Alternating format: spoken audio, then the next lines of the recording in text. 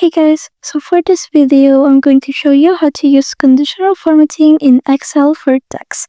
So first you want to go ahead and select your data range, and then over here at the Home tab, you will see the conditional formatting option over here. So just click on it, and then click on New Rule, and then over here at Style, you want to select Classic, and then at this option, you want to make sure that you're choosing Format Only Cells that contain.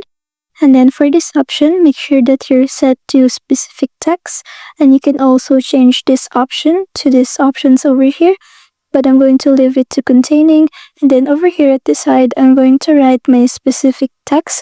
So I'm just going to write paid, and then you can also change the format color over here. So I'm going to change mine to green, and it will show you a preview of your cell formatting over here at this side. And then after you're done with that, just click on OK. Now if I go ahead and write paid over here, once I hit on enter, it will automatically change the cell's color. So that's it. Thanks for watching.